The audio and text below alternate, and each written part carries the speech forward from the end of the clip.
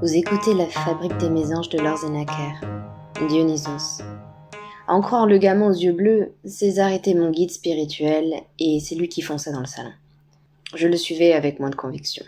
Dans mon dos, la porte se claqua. L'homme passa derrière moi avant de se poser de tout son long devant mon visage livide. Il était grand, immense, impressionnant, bestial. Si je savais évaluer l'âge des gens au regard, parce qu'ils changent d'année en année de manière subtile, il m'était impossible de le deviner sur son visage. Il me paraissait vieux, mais pas vieux comme un être humain, plus vieux encore, et encore plus jeune, de façon diamétralement opposée. Il était extrême dans les deux formes du temps qui passe, touché par la ligne des événements sans en être persuadé. Son corps, qui me faisait barrière, sculpté comme celui d'une statue de Botticelli, était à la fois le mâle suprême et l'androgyne. Le chihuahua se prélassait devant les deux dames qui étaient en train de se relever et de prendre leurs affaires. « À plus tard, Chou », dit la première. La deuxième se contenta de sourire. « De vraies dames. »« Bon, dis-moi, qui tu es ?» me demanda-t-il. « Je m'appelle Max et je viens de quitter les Indes pour la Grèce. Je pensais simplement me trouver un hôtel aux alentours d'Athènes. »« Et raconte-moi, Max, comptes-tu rester manger ? Je ne veux pas déranger. Un hôte a le devoir de bien recevoir son invité. Il en va de son honneur. C'est même sacré. Et comme tout ce qui est sacré, c'est démodé. » Il vivait dans une petite caverne mal éclairée, mais fraîche et humide, plongée dans une semi-obscurité confortable. Il y avait une cheminée pour la décoration, 2 ou 3 toiles de peinture sur les murs et des chaises épaisses en bois, rappelant le mobilier rustique d'un paysan du siècle dernier. Il me fit asseoir à sa table en me servant des mets et du vin, prétendant qu'il était sur le point de manger. Dans une timbale en argent, le vin glissa. J'avais soif. Il me remplit le verre une seconde fois avant de prendre une chaise et de se mettre en cavalier dessus. Il mangeait avec les doigts, des doigts de géant. Il arrachait la peau du poulet avec les dents, des dents très blanches. Il trinquait la bouche pleine avec moi, son invité. J'embrochai une cuisse de poulet tendre, suivie d'une côte d'agneau saignante, des tomates marinées à l'huile d'olive, des haricots verts craquants relevés aux épices. C'était étrange, mais plus je mangeais et plus je me sentais léger, chose qui ne se produit en temps normal jamais. Je me questionnais sur la provenance des ingrédients, et je me demandais pourquoi je les digérais avec tant d'aisance. Le type ébaucha un rictus. Et je crus un moment qu'il pouvait lire dans mes pensées. Le vin aussi était exceptionnel. J'en serais presque tombée de ma chaise rustique, clairement. Toutes les notes valsaient sur ma langue, sautillaient, puis finissaient par fondre comme du beurre. Oh oui, d'appeler un vin qui n'était pas celui-là, était un blasphème. À cet instant, le monde était en harmonie et j'étais en harmonie avec le monde. L'ivresse qui m'emporta ne brouillait rien de mes sens. C'était comme une envie de vivre, soudain, si grande, une folie luisante au soleil, reflétant la beauté du globe. J'étais aussi libre que l'air, aussi libre qu'ivre. Il avait vraiment quelque chose de grandiose, ce garçon, je dirais même de surhumain, de par sa taille d'abord, mais aussi par sa voix portante et grave. Ses cheveux bouclés noirs aux reflets dorés papillonnant autour de son visage rond lui donnaient un air juvénile et rayonnant de vie. Parfois j'étais triste. Ça me prenait souvent, cette sorte de mélancolie qui me collait au moral. Mais là, j'avais tout oublié de la tristesse. Je me souvenais de rien de ce qui rendait triste. Le personnage se tenait évasif sur sa chaise, un bras passé derrière la nuque et l'autre faisant tanguer son verre. Je me raclai la gorge, avant de le remercier pour son accueil. Quand je lui demandai enfin comment il s'appelait, il se contenta de se pencher sur ma coupe d'argent avant de me la retendre. « Bois », dit-il. Sa colonne vertébrale se raidit pour monter d'un cran. Maintenant, il pouvait me le dire. Il s'appelait Dionysos. Il le prononça avec lenteur et décadence. Il se leva et déambula dans la pièce pour s'arrêter près de la cheminée éteinte. Il y posa un bras, fixant la porte d'entrée comme s'il fixait l'horizon. Il s'appelait Dionysos, qu'il répéta encore une fois pour se convaincre lui-même de sa renommée. Il posa ses yeux dans les miens et attendit quelques instants avant de reprendre. Il le redit encore une fois. Il était un dieu. Il m'ordonna de fermer la bouche parce que ça n'avait vraiment aucune allure. Il était un dieu, mais c'était il y a longtemps, les exploits et tout le reste. J'étais dans un état parabolique, en train de flotter au-dessus de mon corps, la tête voyageant dans d'autres espaces. Moi aussi assis, ne comprenant plus rien du tout, perdu quelque part dans le sens des mots « Dieu ». Cela faisait le même effet quand on annonçait la mort de quelqu'un. C'était abstrait, concret à la fois. L'esprit luttait, mais le cœur semblait avoir déjà assimilé la nouvelle.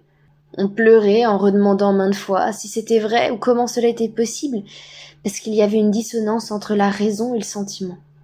Je restais muet, cherchant le sens de Dieu, ou tout ce qui s'en rapprochait. Et puis cela me parut probable, et plus probable encore quand il changea l'eau en vin devant mes yeux. Cela me prit une bonne demi-heure avant de vraiment me faire à l'idée que ce type était Dionysos. Je bégayais tout en tentant de faire des blagues, mais il ne riait pas. Je doutais de la nature de sa folie et je fus pris de peur. Il me saisit une main et me souffla dans le nez. Aussi étrange cela puisse paraître, je me sentis mieux ensuite. Et il me débarqua toute sa palette du magicien sur la table. Il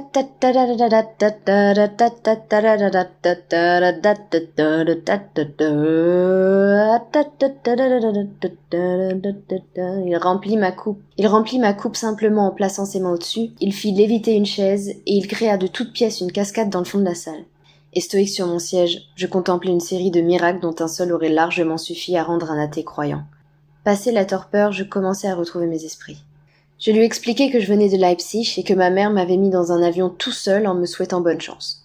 Quand je lui dis que je revenais des Indes, il me répondit qu'il connaissait bien cet endroit. Il y avait grandi. Parce qu'il était le fruit d'un adultère et que sa belle-mère Héra le détestait, qu'elle essaya de le tuer plusieurs fois, il fut envoyé loin de la Grèce, en Inde, avant de devoir la fuir pour l'Asie mineure. Ce furent des nymphes qui l'élevèrent. Des nymphes demandai-je surpris. Des nymphes, reprit-il sans m'en expliquer davantage. Je me retournai en pointant du doigt le canapé. Oui, c'étaient des nymphes de passage, dit-il. Après une enfance mouvementée où il fut fait prisonnier par des pirates, il voulut revenir en Grèce pour se présenter à son père Zeus et être accepté en tant que fils. La famille se moqua de lui. Être le fils de Zeus ne suffisait pas à faire de moi un membre de la famille. Il fallait que je leur prouve que j'avais ma place parmi eux. On lui demanda de partir à la conquête de l'Inde, chose qu'il fit avec toute une armée de bacchantes, de satyres et de ménades. Il devait conquérir ce peuple d'indigènes et lui faire oublier les nouvelles divinités à tête d'éléphant que les hindous s'étaient créées. Il obtint alors une réputation héroïque en embrassant les foules grâce à ses mœurs dissolues et la qualité de son vin. Le vin, me dit-il, est le symbole de tous les sucs vitaux, que ce soit la sève, l'urine, le sperme, le lait et le sang. Il était un homme de chair, un personnage errant et vagabond, prétendant utiliser ses voyages pour établir son culte de l'extase à travers le monde. Tu as parlé des nouvelles divinités à tête d'éléphant. Ça veut dire qu'ils les ont créées? Qu'elles n'existent pas? Il dit, comment dire? Nous, les dieux de l'Olympe, venons d'un coin de l'univers assez éloigné. Il y a des milliers d'années-lumière, nous avons atterri ici, dans ce patelin, et nous avons, entre guillemets, converti les gars à notre croyance. Nous devenions leurs protecteurs. Mais nous n'étions pas les seuls à arriver sur Terre. Certains venant d'autres régions de l'espace étaient arrivés avant nous ou après nous. Il y a eu un temps où les dieux vivaient avec les femmes et les hommes, avant qu'ils ne disparaissent tous pour laisser place à des récits oraux. Une mythologie. Donc si, les dieux indiens ont également existé. Mais pour Zeus, c'était une compétition, une guerre de terrain. Il fallait que je regagne les hindous à notre cause, leur faisant croire que les autres dieux étaient des faux. Attends, d'un coin de l'univers? Vous êtes des extraterrestres, dis-je? Oui. Quand j'étais en Inde, on parlait de la réincarnation d'une de ces divinités à tête d'éléphant, Ganesh. Est-ce que Ganesh est aussi un extraterrestre? C'est plus compliqué que ça. Un extraterrestre est une espèce sur un autre plan du vivant, comme la 4e et la 5e dimension. Si je quitte ma planète sur laquelle le temps n'a pas de valeur pour atterrir sur Terre où le temps détermine tout, alors je risque de le subir au bout d'un bon million d'années. Alors certes, je vais vieillir plus lentement qu'un humain normal, beaucoup plus lentement, mais le grand défi de chacun d'entre nous, c'est de pas mourir ici-bas. Les conséquences en seraient terribles. Nous serions condamnés à nous réincarner. On dit que l'enfant éléphant s'est réincarné. Mais on ne dit pas s'il s'agit d'un enfant, dit-il. De quoi alors? D'un elfe avec une tête de chimpanzé?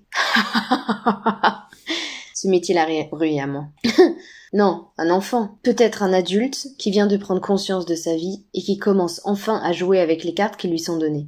Un enfant éléphant ne se balade pas non plus avec une tête d'éléphant. Ce serait trop facile de le reconnaître. Ce n'est qu'un symbole. Comment sais-tu tout ça? Parce que je communique avec les dieux via un intranet divin et que dernièrement la nouvelle s'est répandue entre nous. Ganesh. Enfin, sa réincarnation. Oui, on ne parle plus que de ça, hein. Mais on n'a pas encore réussi à le géolocaliser. En fait, Hermès pense que la réincarnation est en cours, genre work in progress, et que c'est pour cette raison que personne ne l'a aperçu. Pourquoi? Tu le cherches? Je répondis, c'est pour un ami, je m'intéresse, enfin, je trouvais que c'était intéressant, que Dieu existe, mais bien sûr, je viens de te rencontrer, et l'histoire me paraît encore plus badass qu'il y a quelques heures. Et qu'attends-tu de Ganesh? 9 tes réponses. Il s'agit d'un livre que je voulais écrire avec un ami, et c'est pour ça qu'il faut que je le trouve, pour lui poser des questions. Il me regarda et m'assura. Il s'agit de plus que ça, plus que d'un livre. Peut-être que je veux en faire une recherche personnelle, pour lui poser mes questions à moi. Ah, je vois, dit-il en utilisant ces trucs divinatoires de Dieu. Peut-être as-tu même un don pour reconnaître les divinités. Alors là, tu serais presque mon égal. Enfin, je dis presque, Le truc, c'est que nous, les dieux, sommes tous à sa recherche. Ce serait terrible si ce pauvre type avec ses pouvoirs de géant s'autodétruisait. Il lui faut un guide. Je jetai un regard à mon guide spirituel qui aboya. Pendant qu'il parlait, je me mis à apercevoir des cornes poussées sur son front. Un pan, pensai-je. Mais j'étais à un niveau bizarre de conscience. Les hallucinations qui me passaient sous les yeux semblaient si palpables qu'elles m'étaient réelles avant de s'évaporer. Je pensais que notre univers n'était peut-être qu'une illusion. Peut-être étais-je une illusion dans l'illusion. Peut-être avais-je pour une fois traversé le rideau de l'illusion pour atterrir dans une réalité toute nouvelle, celle des dieux. Je m'enfonçais dans un labyrinthe de pensées qui était en train de me faire perdre le fil. « Il faut que tu le retrouves », dit-il dans ses pensées. « Moi ? Oui, je crois que c'est dans ton chemin de vie. Je crois que tu en as même le devoir. Félicitations, tu as été choisi par la Providence. Mais quoi ? Tu croyais que tu allais le rencontrer parce que le mec était archi connu et qu'il donnait des séminaires publics à travers une glace ? Entre nous, oui, je le pensais, avouai-je en baissant les yeux. Je pensais que le plus dur serait de l'approcher. En fait, le plus dur sera de le trouver. Et tu en es l'élu.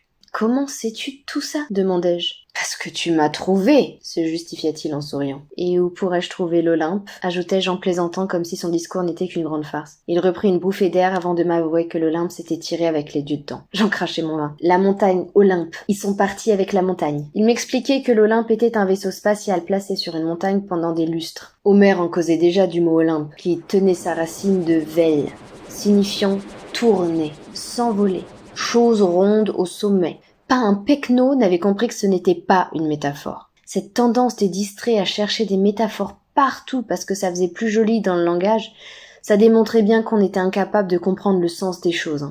La fantaisie et la réalité sont parfois vraiment les mêmes. Faut pas chercher à les dissocier. L'Olympe était appelé nuage par les anciens parce qu'il s'envolait comme un nuage à travers les cieux. Point barre. C'était comme ça qu'il parlait Dionysos quand il s'énervait.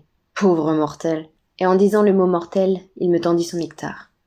Il n'y a rien de plus difficile que de retrouver la réincarnation de quelqu'un, crois-moi. C'est une filature de l'extrême, dit-il. Tu attends quelqu'un, soufflai-je. Il eut une mine grise et les yeux penchés sur le sol. Il y avait quelque chose en lui qui souffrait, beaucoup, et que je ne comprenais pas tout à fait.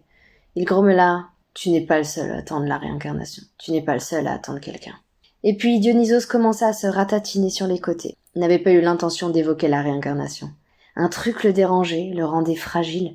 Ce gros bonhomme était tout larmoyant, une masse maintenant, sans tête et sans chapeau. Je plissai les paupières, je m'étirai les rotules et les jonquilles pour dérouter la conversation, la rendre moins importante, quand le corps reprenait ses droits. Je fixai les poutres de la cabane, je m'intéressai à la chaise en bois, je voulais me dégourdir les idées en bougeant les bras. Il remarqua mes tentatives d'échapper au malaise. Nous reprîmes alors le thème de l'Olympe. Qu'une telle machine n'avait jamais été encore construite. Aux États-Unis, reprenais-je, certains auraient vu puis décrit un tel engin. Il passa derrière moi et il décrocha un tableau de Jacopo del Salaio, appelé Madonna con Bambino and San Giovannino. Dessus, une Sainte Vierge priant l'enfant Jésus peint pendant la Renaissance, laissait apparaître en contrefond un genre d'ovni.